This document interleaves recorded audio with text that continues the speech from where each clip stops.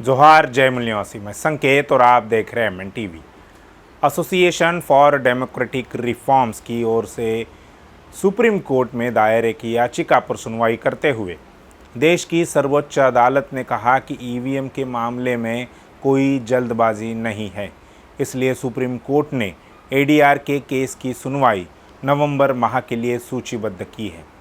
ADR का कहना है कि सुप्रीम कोर्ट ने सुब्रमण्यम स्वामी बनाम भारतीय चुनाव आयोग मामले में 8 अक्टूबर 2023 के फैसले में कहा था कि वीवीपैट से निकलने वाली पर्चियों की 100% गिनती होनी चाहिए।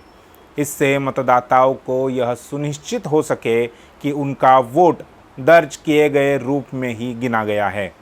एक तरफ ईवीएम के प्रति देश की सर्वोच्च अदालत का यह रवैया है, तो दूसरी ओर साल 2019 में हुए लोकसभा चुनाव के दौरान सोलापुर निर्वाचन क्षेत्र में कथित ईवीएम छेड़छाड़ मामले में उच्च न्यायालय ने कल राज्य और केंद्रीय मुख्य चुनाव आयुक्तों को तलब किया है।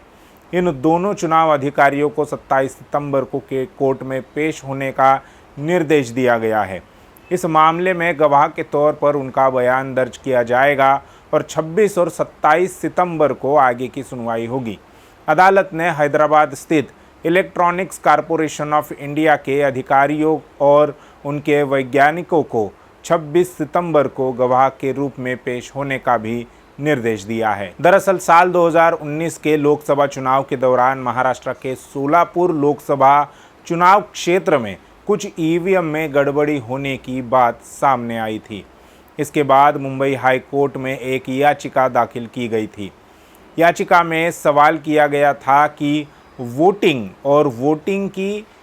गिनती की 2 दिनों में जाहिर किए गए आंकड़ों में अंतर कैसे हो सकता है। चुनाव के दौरान ईवीएम में गड़बड़ी के लिए जिम्मेदार कौन। इस याचिका पर सुनवाई के दौरान सोलापुर जिला निर्वाचन अधिकारी ने खुद ईवीएम में गड़बड़ी होने की बात हाई कोर्ट में स्वीकार की है। इसके बाद हाई कोर्ट ने सीधे देश के मुख्य चुनाव आयुक्त को कोर्ट में पेश होने का आदेश दिया है। मध्य प्रदेश के भिंड जिले के अटेर में ईवीएम मशीन के डेमो के दौरान किसी भी बटन को दबाने पर वीवीपैट पर्ची बीजेपी की निकलने के बाद जिले के कलेक्टर को हटा दिया गया था। चुनाव आयोग ने इस मामले की पूरी जानकारी राज्य की निर्वाचन अधिकारी सेलिना सिंह से मांगी थी। सेलिना सिंह ने बीबीसी से बातचीत में कहा था कि मशीनें ठीक से कैलिब्रेट नहीं हुई थी, इसलिए ऐसा मामला सामने आया। इस मामले की जांच करने पहुंची चुनाव आयोग की टीम ने भी मशीन में खराबी पाई थी। भोपाल में मीडिया के सामने इन अधिकारियों ने ये भी बताया है कि इस मशीन का इस्तेमाल यूपी विधानसभा चुनाव के दौरान कानपुर में किया गया था। गौरतलब है कि हाल ही में चुनावों पर नज़र रखने वाली संस्था एसोसिएशन फॉर डेमोक्रेटिक रिफॉर्म्स ने 2024 के लोकसभा चुनाव से पहले सुप्रीम कोर्ट में दायर एक याचिका में वीवीपैट की सभी पर्चियों को यानी 100% पर्चियों को गिनने की मांग की है। इस पर चुनाव आयोग ने अपने जवाब में कहा कि अगर वह वीवीपैट की 100% पर्चियों की गिनती करने लगे तो देश मैन्युअल मतदान के युग में वापस चला जाएगा। यह एक तरह से बैलेट पेपर के माध्यम से मतदान कराने जैसा ही होगा। सवाल यह है कि जब देश की जनता को बैलेट पेपर्स पर चुनाव कराने से कोई दिक्कत नहीं है, तो चुनाव आयोग इससे क्यों दूर भाग रहा है। जब अधिकांश सियासी दलों के साथ ही देश की जनता की भी मांग है कि बैलेट पेपर से ही चुनाव होना चाहिए, तो चुनाव आयोग इससे इनकार क्यों कर रहा है। चुनाव आयोग की इसमें दिलचस्पी क्यों है।